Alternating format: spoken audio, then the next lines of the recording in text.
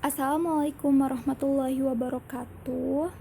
Langsung saja di sini saya akan memaparkan materi tentang perubahan psikologis pada ibu hamil trimester 1, 2, dan 3 oleh Indah Siti Mahmudah. Langsung saja perubahan dan adaptasi psikologi pada kehamilan. Kehamilan merupakan waktu transisi, yaitu kehidupan sebelum memiliki anak yang berada dalam kandungan dan kehidupan setelah anak lahir. Secara umum, emosi yang dirasakan oleh ibu hamil cukup labil.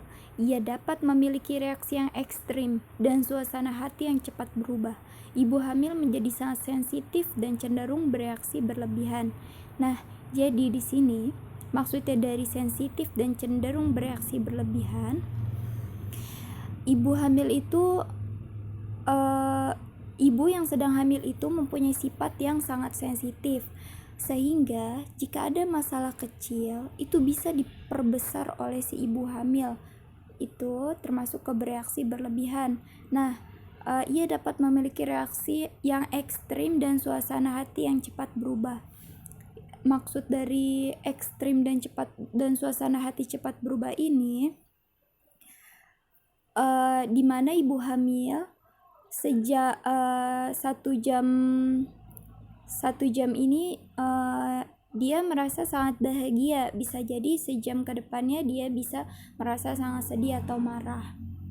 Oke, lanjut. Ibu hamil lebih terbuka terhadap dirinya sendiri dan suka berbagi pengalaman dengan orang lain. Jadi maksudnya ibu hamil di sini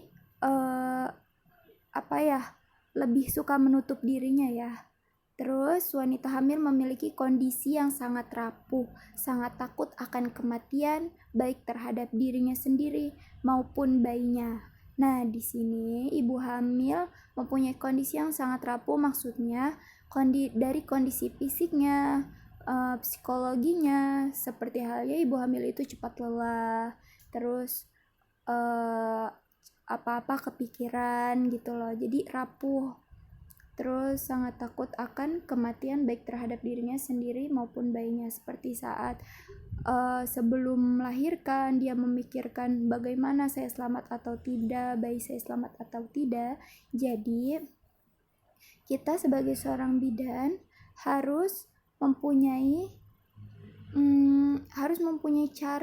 cara interaksi yang baik dan benar kepada ibu hamil agar tidak tersinggung dan dapat mendengarkan dengan baik. Nah, lanjut. Yang pertama, trimester 1. Yang pertama trimester 1 ada rasa cemas bercampur bahagia. Perubahan psikologis yang menonjol pada usia kehamilan trimester pertama ialah timbulnya rasa cemas dan ragu sekaligus bahagia. Mereka cemas akan hal-hal yang tidak dipahami karena mereka merasa tidak dapat mengendalikan tubuhnya dan kehidupan yang mereka jalani, sedang berada dalam suatu proses yang tidak dapat berubah kembali. Hal ini membuat sebagian wanita menjadi tergantung dan menjadi lebih menuntut.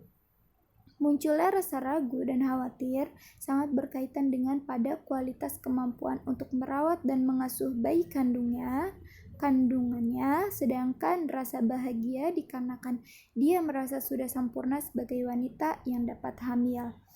Yang B, sikap ambivalen. Sikap ambivalen menggambarkan suatu konflik perasaan yang bersifat stimulan, seperti cinta dan benci terhadap seseorang, sesuatu atau kondisi. Sebagian besar wanita merasa sedih dan ambivalen tentang kenyataan bahwa ia hamil. 80% wanita mengalami kekecewaan, penolakan, kecemasan, depresi, dan kesedihan. Jika ia tidak dibantu memahami dan menerima ambivalensi dan perasaan negatif tersebut sebagai suatu hal yang normal, maka ia akan merasa sangat bersalah bila bayi yang dikandung meninggal atau lahir cacat. Ia akan mengingat pikiran-pikiran yang ia miliki selama trimester 1 dan merasa ia menjadi penyebab tragedi tersebut. Penyebab ambivalensi pada ibu hamil yaitu perubahan kondisi fisik, pengalaman hamil yang buruk, ibu karir, tanggung jawab baru, rasa cemas atau kemampuannya menjadi ibu, keuangan, dan sikap penerimaan keluarga terdekatnya. Perasaan ambivalen ini berakhir dengan sendirinya seiring ia menerima kehamilannya. Yang C, fokus pada diri sendiri. Fokus wanita adalah dirinya sendiri. Dari fokus pada diri sendiri ini, timbul ambivalensi mengenai kehamilannya, seiring usaha menghadapi pengalaman kehamilan yang buruk yang pernah dialami sebelumnya. Efek kehamilan terhadap kehidupan kelak atau terutama jika berkarir, tanggung jawabnya yang baru atau tambahan yang ditanggung. Kecemasan yang berhubungan dengan untuk menjadi ibu, masalah keuangan dan rumah tangga dan penerimaan orang terdekat terhadap kehamilannya. Pada bulan-bulan kehamilan, seringkali pikiran ibu lebih berfokus kepada kondisi dirinya sendiri, bukan kepada janin. Meskipun demikian, bukan berarti ibu kurang memperhatikan kondisi bayinya. Kini ibu lebih merasa bahwa janin yang dikandungnya menjadi bagian tubuhnya yang tidak terpisahkan. Nah, hal ini mendorong ibu untuk menghentikan rutinitasnya, terutama yang berkaitan dengan tuntutan sosial atau tekanan psikologis agar bisa menikmati waktu kosong tanpa beban. Yang D, perubahan seksual. Hasrat seksual pada trimester 1 sangat bervariasi antar satu wanita dan wanita lain, meski beberapa wanita mengalami peningkatan hasrat seksual, tetapi secara umum trimester 1 merupakan waktu terjadinya penurunan libido, dan hal ini merupakan komunikasi yang jujur dan terbuka terhadap pasangan. Banyak wanita yang merasakan kebutuhan kasih sayang yang besar dan cinta kasih tanpa seks. Libido secara umum sangat dipengaruhi oleh keletihan, nausea, depresi, payudara yang membesar dan nyeri, kecemasan, kekhawatiran, dan masalah-masalah lain yang merupakan normal terjadi pada trimester 1.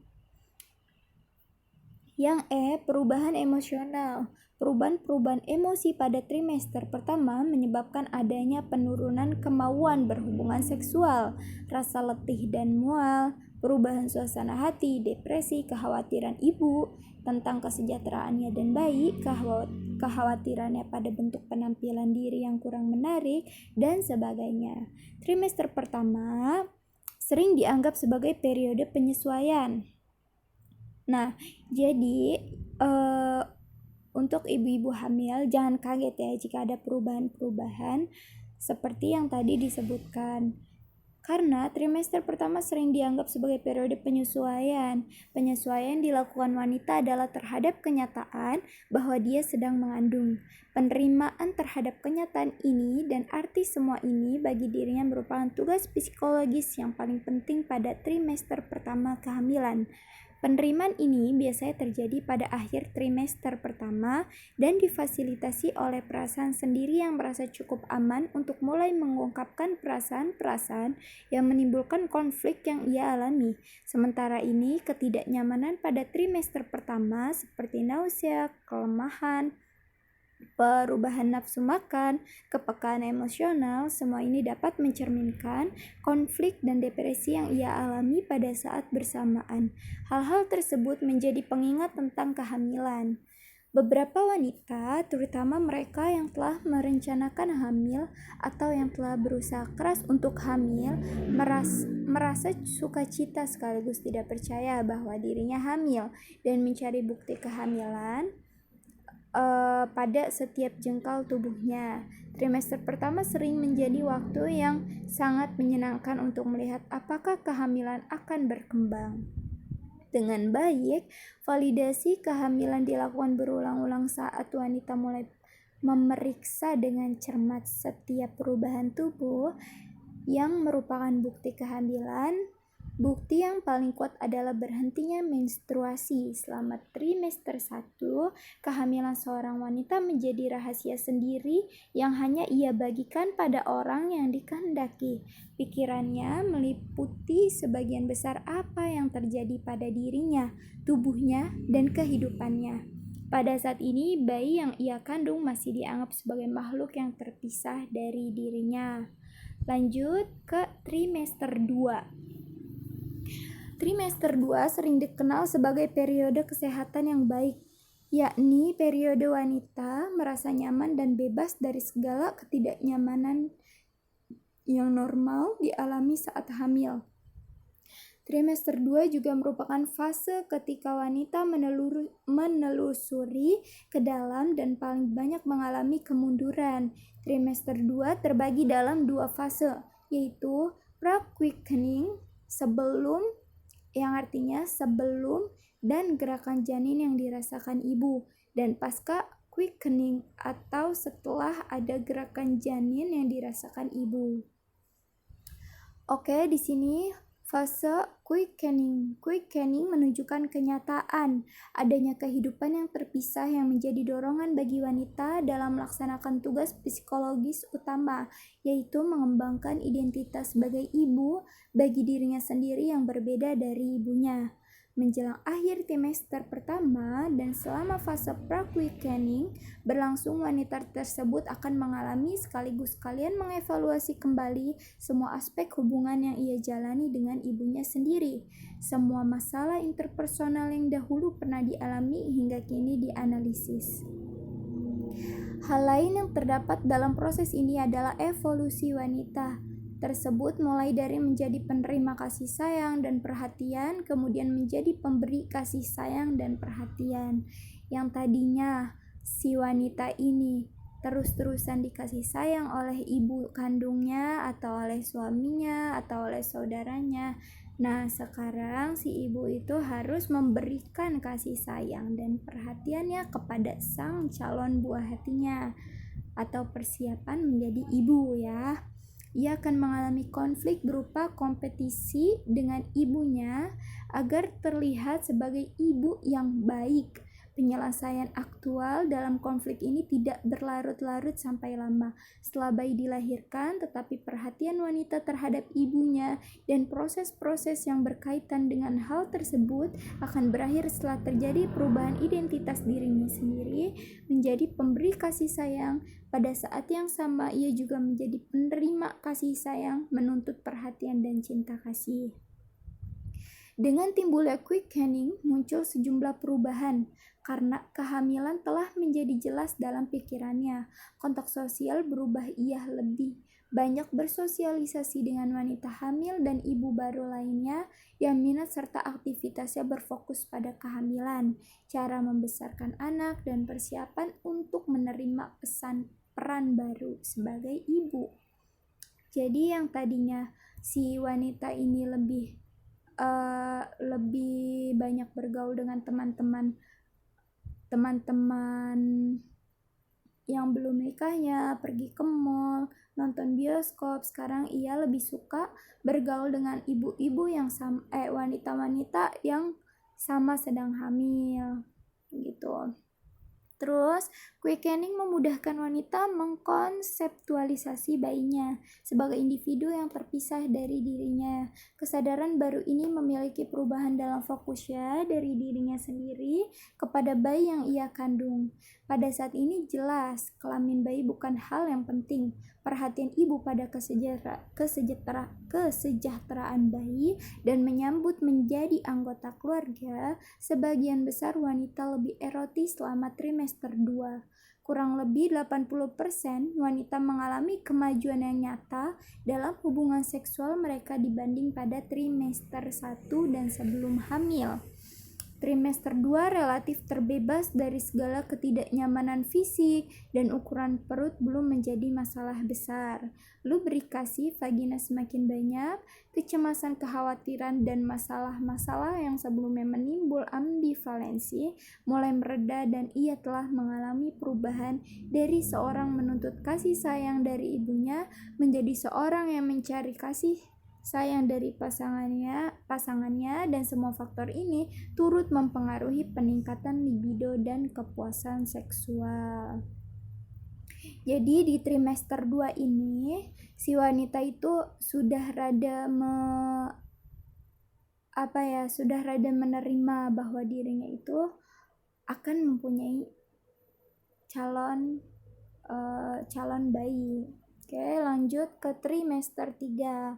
Trimester 3 disebut periode penantian dengan penuh kewaspadaan. Pada periode ini, wanita mulai menyadari kehadiran bayi sebagai makhluk yang terpisah sehingga ia tidak sabar menanti kehadiran bayinya. Trimester 3 merupakan waktu perpisahan yang aktif, terlihat dan menanti kelahiran bayi dan menjadi orang tua, sementara perhatian utama wanita terfokus pada yang akan dilahirkan. Jadi biasanya wanita hamil trimester 3 itu yang mau melahirkan, ia memikirkan keselamatan bayinya dibandingkan keselamatan dirinya. Terus perasaan takut akan muncul. Ibu mungkin merasa cemas dengan kehidupan bayi dan dirinya sendiri. Seperti apakah bayinya akan lahir abnormal, terkait persalinan, nyeri, kehilangan kendali, dan lain-lain. Si ibu juga cemas atas apa yang akan dirasakannya nanti ya. Ibu juga mengalami proses duka lain ketika ia mengantisipasi hilangnya perhatian dan hak istimewa khusus lain selama ia hamil. Perpisahan ia dengan bayinya yang tidak dapat dihindari. Perasaan kehilangan uterus yang penuh secara tiba-tiba mengempis dan ruang tersebut menjadi kosong. Depresi ringan merupakan hal yang umum terjadi dan wanita menjadi lebih tergantung dan lebih menutup diri karena perasaan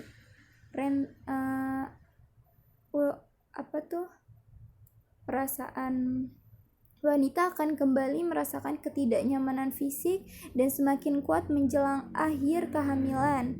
Ia akan merasa canggung, jelek, berantakan, dan memerlukan dukungan yang sangat besar dan konsisten dari pasangan. Nah, jadi ketika ibu hamil sudah merasakan ketidaknyamanan fisik, dia takut kelihatan jelek, dia canggung, malu. Di sini orang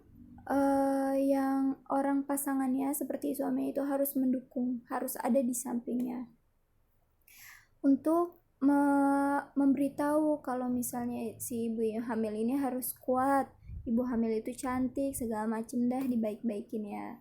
Terus pada pertengahan trimester 3, peningkatan hasrat seksual yang terjadi sebelumnya akan menghilang karena perut yang semakin besar. Alternatif posisi dalam hubungan seksual untuk mencapai kepuasan dapat membantu berbagai perasaan secara jujur dengan pasangan dan konsultasi dengan bidan atau dokter menjadi sangat penting. Oke, lanjut ke teori perubahan psikologi pada ibu hamil. Yang pertama ada teori Reva Rubin. Nah, Rubin adalah siapa sih Rubin itu? Nih aku bakal ceritain. Rubin adalah seorang perawat bidan di USA. Rubin mengembangkan penelitian dan teori tentang kesehatan ibu dan anak khususnya ibu bersalin. Penelitian dan pengamatan dilakukan selama lebih dari 20 tahun. Wow, lama ya, dengan lebih dari 6.000 responden. Dia membedakan antara konsep dari posisi, yaitu suatu status sosial yang diberikan kepada seseorang, misal guru atau ibu, dan konsep dari peran yang dilukiskan sebagai aktivitas dan tindakan yang dilakukan oleh individu tersebut yang menentukan bahwa dalam dia mempunyai posisi tertentu. Seseorang mempunyai posisi berbeda dalam tahapan hidupnya yang berbeda dan juga dapat mempunyai posisi ganda pada waktu yang bersamaan sebagai seorang anak perempuan, istri dan ibu juga sebagai bidan, pelajar juga sebagai karyawan. Tindakan-tindakan yang diatur sekitar posisi terdiri dari peran. Itu kata Rubin 1967. Tujuan riset Rubin adalah mengidentifikasi bagaimana wanita tersebut mampu mengambil peran seorang ibu dan hal apa saja yang dapat membantu atau menghambat yang memberi efek negatif terhadap proses pencapaian peran tersebut. Menurut Rubin, untuk mencapai peran tersebut Seorang wanita membutuhkan proses belajar berupa latihan-latihan. Dalam proses ini, wanita diharapkan mampu mengidentifikasi bagaimana wanita tersebut mampu mengambil peran seorang ibu. Teori ini sangat berarti pula bagi calon ibu untuk mempelajari peran yang akan dialaminya kelak sehingga ia mampu beradaptasi dengan perubahan dalam kehamilan dan setelah menikah. Nah, penelitian ini dilakukan dengan bantuan para siswa bidan. Jadi bukan si Rubin sendiri ya. Data dikumpulkan melalui wawancara langsung dan melalui telepon yang berlangsung selama 1-4 jam.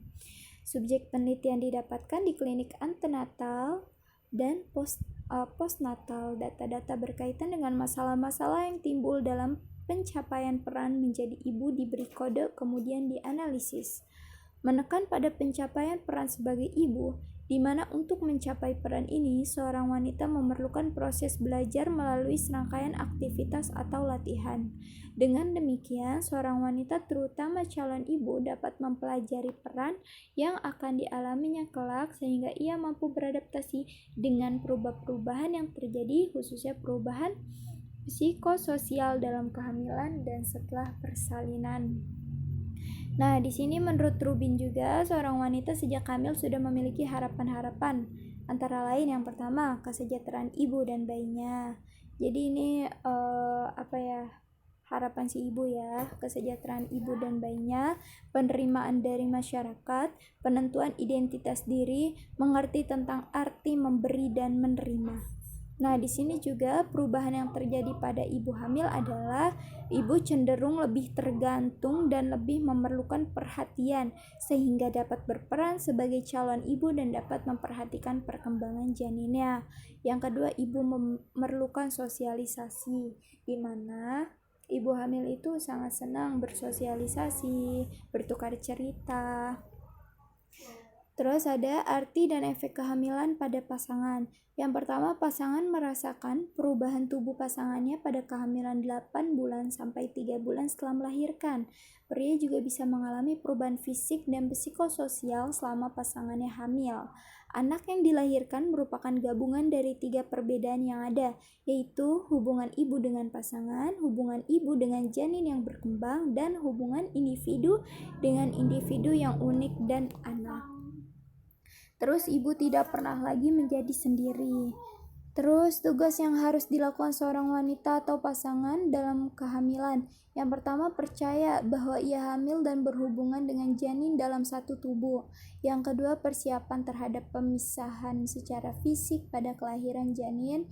Yang ketiga, penyelesaian dan identifikasi kebingungan seiring dengan peran transisi untuk mempersiapkan fungsi keluarga.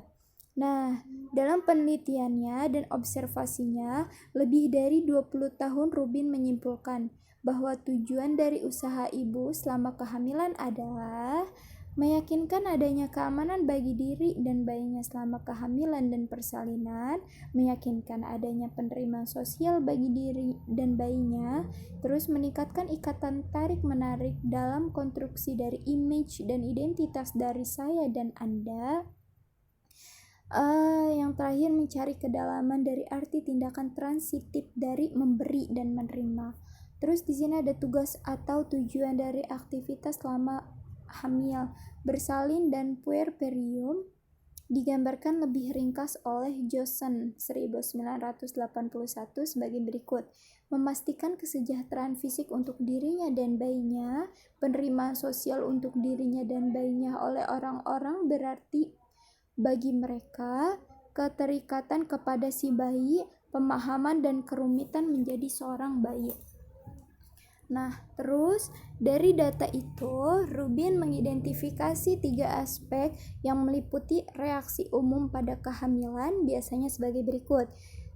Di sini dipaparkan ada 3 trimester. Yang pertama, trimester pertama ambivalen, takut, fantasi, khawatir. Terus trimester 2, perasaan lebih enak, meningkatnya kebutuhan untuk mempelajari tentang perkembangan dan pertumbuhan janin menjadi narsistik, pasif, introvert, kadang egosentrik, dan self-centered. Terus trimester yang ketiga berperasaan aneh, sembrono, jelek, menjadi lebih introvert, merefleksikan terhadap pengalaman masa kecil. Nah, di sini ada 3 aspek yang diidentifikasi dalam peran ibu hamil. Yang pertama, gambaran tentang idaman atau image idea.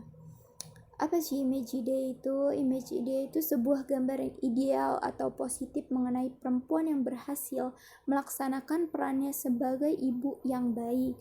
Seorang ibu muda yang mempunyai seseorang yang dijadikan contoh bagaimana seharusnya menjadi seorang ibu. Yang kedua ada gambaran tentang diri atau image diri. Gambaran mengenai dirinya sendiri dihasilkan melalui pengalaman. Gambaran diri seorang perempuan adalah bagaimana seorang perempuan tersebut memandang dirinya sebagai bagian dari pengalaman diri terkait dengan peran ibu yang akan dilakukan. Terus ada gambaran tubuh atau body image, perubahan yang terjadi pada tubuh perempuan selama proses kehamilan dan perubahan spesifik yang terjadi selama kehamilan serta setelah melahirkan. Di sini juga ada tahap-tahap psikososial yang biasa dilalui oleh calon ibu dalam mencapai perannya. Yang pertama ada anticipatory stage. Seorang ibu mulai melakukan latihan peran dan memerlukan interaksi dengan anak yang lain. Terus di sini ada honeymoon stage. Ibu mulai memahami sepenuhnya peran dasar yang dijalaninya. Pada tahap ini ibu memerlukan bantuan dari anggota keluarga yang lain. Di sini ada play stage. Ibu akan mencoba apakah ia mampu berperan sebagai seorang ibu. Tahap ini memerlukan waktu beberapa minggu sampai ibu kemudian melanjutkan sendiri. Di sini ada disengagement merupakan tahap penyelesaian yang mana latihan peran sudah berakhir. Nah, di sini juga ada beberapa tahapan aktivitas penting sebelum seseorang menjadi ibu. Ada taking on, tahapan meniru. Seorang wanita dalam pencapaian peran sebagai ibu akan memulainya dengan meniru dan melakukan peran seorang ibu. Dalam tahap taking on terdapat kegiatan mimicry, peniruan, yaitu perempuan meniru perilaku perempuan lain yang pernah hamil dengan cara melihat, mendengar dan melaksanakan pengalaman menjadi seorang ibu. Di sini ada taking in meliputi kegiatan berfantasi. Fantasi perempuan tidak hanya meniru tetapi sudah mulai membayangkan peran yang dilakukan di masa yang akan datang. Misalnya akan seperti apa proses persalinannya nanti, atau baju yang akan dikenakan bayinya nanti. Dan kegiatan introjection, projection, dan rejection yang merupakan tahap di mana perempuan menirukan model-model yang ada sesuai dengan pendapatannya. Dalam tahap ini bisa terjadi proses penerimaan dan penolakan. Terus ada letting go, merupakan fase di mana perempuan mengingat kembali proses dan aktivitas yang sudah dilaksanakannya. Perempuan tersebut mengevaluasi hasil tindakannya di masa lalu dan menghilang tindakan yang dianggap sudah tidak tepat lagi.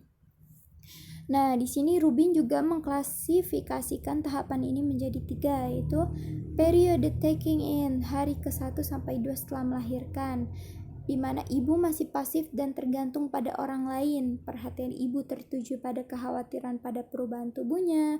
Ibu akan mengulangi pengalaman-pengalaman waktu melahirkan, terus memerlukan ketenangan dalam tidur untuk mengembalikan keadaan tubuh ke kondisi normal. Yang terakhir, nafsu makan ibu biasanya bertambah sehingga membutuhkan peningkatan nutrisi. Yang kedua, terus ada lagi periode taking hold, hari ke-2 sampai 4 setelah melahirkan. Di sini ibu memperhatikan kemampuan menjadi orang tua dan meningkatkan kemampuan menjadi orang tua dan meningkatkan tanggung jawab akan bayinya. Terus yang kedua, ibu memfokuskan perhatian pada pengontrolan fungsi tubuh, BAK, BAB, dan daya tubuh. Yang ketiga, ibu berusaha untuk menguasai keterampilan merawat bayi seperti menggendong, menyusui, memandikan, dan mengganti popok. Yang keempat, ibu cenderung terbuka menerima nasihat bidan dan kritikan pribadi. Dan yang terakhir, kemungkinan ibu mengalami depresi postpartum karena merasa tidak mampu membesarkan bayinya. Lanjut ada periode letting go.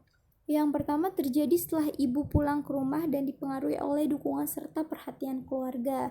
Yang kedua, ibu sudah mengambil tanggung jawab dalam merawat bayi dan memahami kebutuhan bayi sehingga akan mengurangi hak ibu dalam kebebasan dan hubungan sosial. Nah, di sini ada langkah-langkah proses pelaksanaan peran seorang ibu menurut Treva Rubin melalui tahap mimicry atau peniruan. Wanita meniru perilaku wanita lain yang pernah hamil dengan melihat, mendengar, dan merasakan pengalaman menjadi seorang ibu. Misalnya, apa yang dilakukan saat persalinan, terus bagaimana pertumbuhan bayi pada hari-hari pertama, dan sebagainya. Terus ada role play, mencoba bermain peran, menciptakan kondisi di masa yang akan datang dengan sengaja, misalnya berlatih merawat bayi dengan menjadi babysitter, terus atau pengasuh bayi ya untuk anak temannya, mencoba menyuapi anak kecil dan sebagainya.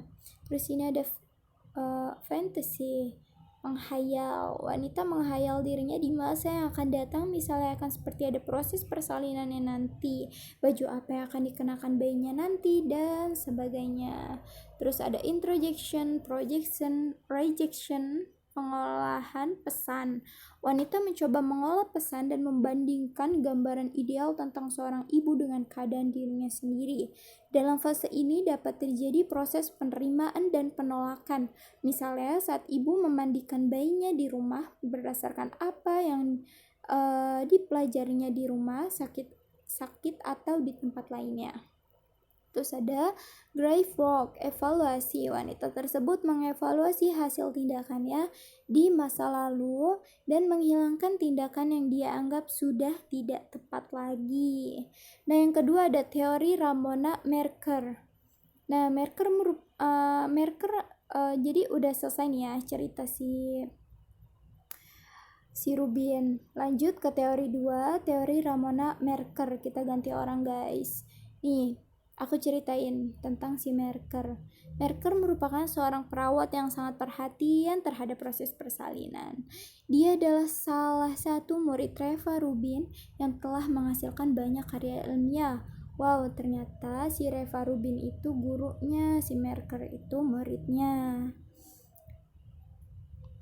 Terus sepanjang karirnya selama 30 tahun, Merker melakukan 2 penelitian penting, yaitu efek stres antepartum pada keluarga dan pelaksanaan ibu. Teori Merker lebih menekan pada stres antepartum dan mencapai peran ibu. Ia mengidentifikasi seorang perempuan pada awal postpartum yang menunjukkan bahwa perempuan akan lebih mendekatkan diri pada bayinya dibanding dengan melakukan tugas sebagai seorang ibu pada umumnya.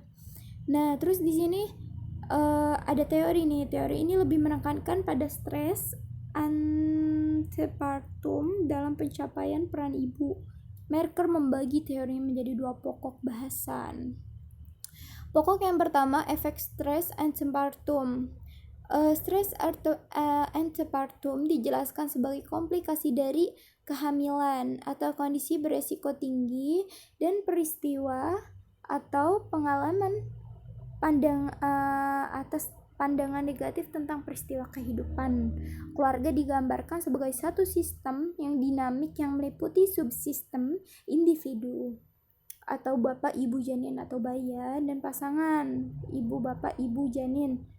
Ibu dengan bapak, maksudnya lo ibu dengan bapak, ibu dengan janin atau bayi dalam sistem keluarga secara keseluruhan. Riset Merker DKK menjelaskan tentang efek stres antepartum terhadap fungsi keluarga sebagai salah satu keutuhan, fungsi pasangan, individual atau hubungan timbal balik antara ibu dan ayah, ibu dan bayi, ayah dan bayi dalam keluarga, dan status kesehatan sebagai variabel dependen dan depresi. Terus di sini Merker mempresentasikan 3 model yang mendukung hubungan antara variabel independen dengan variabel dependen di atas, yaitu A. Hubungan stres antepartum dengan individu. Terus yang B. Hubungan stres antepartum dengan pasangan individual. Yang C. Hubungan stres antepartum dengan fungsi keluarga. Nah, pada tahun 1988, Merker mengemukakan hasil risetnya tentang efek stres antepartum fungsi keluarga, yaitu bahwa variabel-variabel mempunyai efek negatif atau positif terhadap fungsi keluarga yang dapat diuraikan sebagai berikut. Stres dari peristiwa kehidupan yang negatif dan resiko atau komplikasi kehamilan diprediksi. Harga diri dan status kesehatan harga diri dan support sosial diprediksi mempunyai efek positif langsung terhadap rasa penguasaan atau sense of mastery. Sense of mastery diperkirakan mempunyai efek negatif langsung terhadap kecemasan, yang pada akhirnya mempunyai efek negatif langsung terhadap keluarga. Nah, terus Merker kemudian menguji coba model efek stres antepartum terhadap fungsi keluarga pada para wanita yang dirawat di rumah sakit dengan resiko atau komplikasi kehamilan resiko rendah.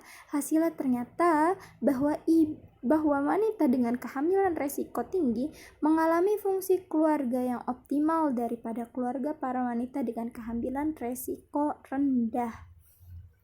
Nah, terus stres antepartum adalah komplikasi dari resiko kehamilan dan pengalaman negatif dalam hidup seorang wanita.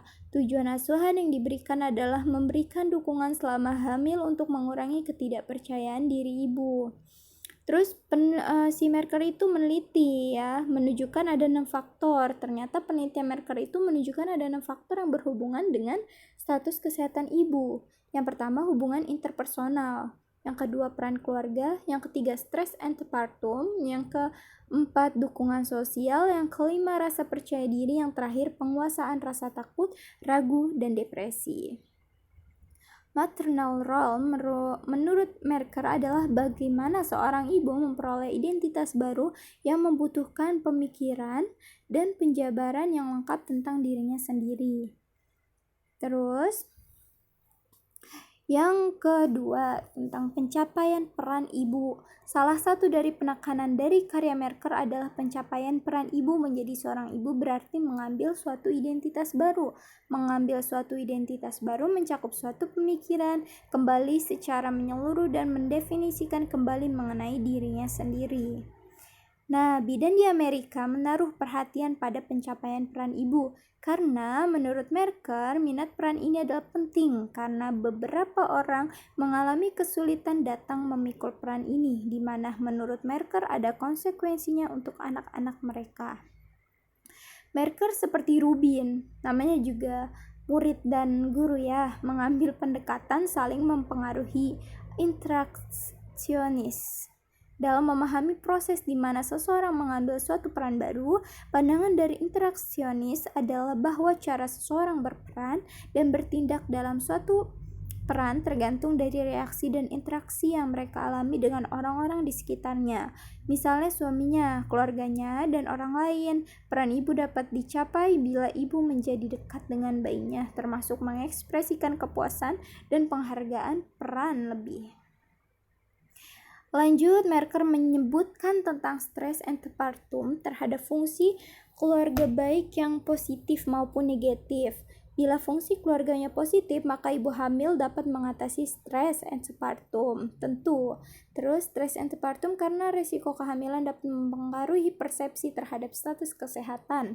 Dengan dukungan keluarga dan bidan, maka ibu dapat mengurangi atau mengatasi rasa tidak percaya diri selama kehamilan atau mengatasi stres antepartum.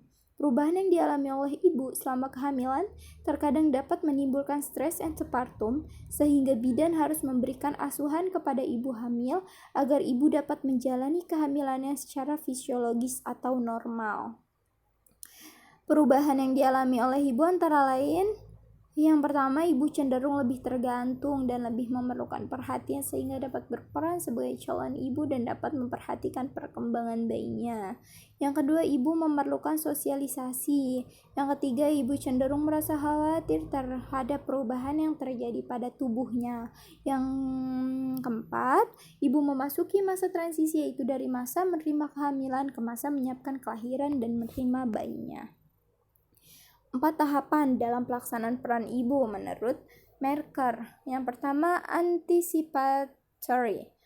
Saat sebelum wanita menjadi ibu, di mana wanita mulai melakukan penyesuaian sosial dan psikologi dengan mempelajari segala sesuatu yang dibutuhkan untuk menjadi seorang ibu. Yang kedua, formal. Wanita memasuki peran ibu yang sebenarnya bimbingan peran dibutuhkan sesuai dengan kondisi sistem sosial. Yang ketiga, informal, di mana wanita sudah mampu menemukan jalan yang unik dalam melaksanakan perannya. Yang keempat, ada personal, merupakan tahap terakhir di mana wanita sudah mahir melakukan perannya sebagai ibu. Terus di sini ada wanita dalam mencapai peran ibu dipengaruhi oleh faktor-faktor. Faktor ibu ya, umur ibu pada waktu melahirkan, persepsi ibu pada waktu melahirkan pertama kali, stres sosial, memisahkan ibu dengan anak secepatnya, dukungan sosial, konsep diri, sifat pribadi, sikap terhadap membesarkan anak, status kesehatan ibu. Di sini ada faktor bayi juga, temperamen, kesehatan bayi. Ada faktor-faktor lainnya, latar belakang etnik, status perkawinan, status ekonomi yang sangat penting.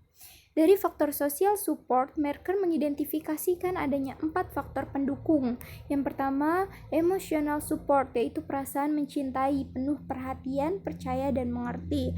Yang kedua, informational support, yaitu memberikan informasi yang sesuai dengan kebutuhan ibu sehingga dapat membantu ibu untuk menolong dirinya sendiri. Yang ketiga, physical support, misalnya dengan membantu merawat bayi dan memberikan tambahan dana. Terus ada appraisal support, ini memungkinkan individu mampu mengevaluasi dirinya sendiri dalam mencapai peran ibu. Oke, sebagai pembanding, Rubin menyebutkan peran ibu sudah dimulai sejak ibu hamil sampai 6 bulan setelah melahirkan. Tetapi menurut Menker mulainya peran ibu, namanya Menker ya, berarti dari awal salah. Tetapi menurut Menker, mulainya peran ibu adalah setelah bayi lahir 3-7 bulan setelah melahirkan. Peran bidan diharapkan oleh Menker dalam teorinya adalah membantu wanita dalam melaksanakan tugas, dalam adaptasi peran dan mengidentifikasi faktor-faktor yang mempengaruhi pencapaian peran ini dan kontribusi dari stres postpartum. Nah, stres dari pengalaman hidup yang buruk dan kehamilan berisiko membawa akibat negatif secara langsung pada penghargaan diri dan status kesehatannya. Penghargaan diri, status kesehatan, dan dukungan sosial membawa akibat positif secara langsung. Ada penguasaan perasaan dan kemampuan orang tua.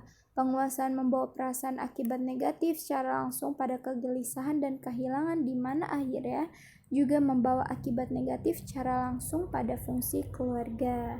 Nah, cukup sekian penjelasan tentang perubahan psikologis pada ibu hamil dari saya, Indah Siti Mahmudah.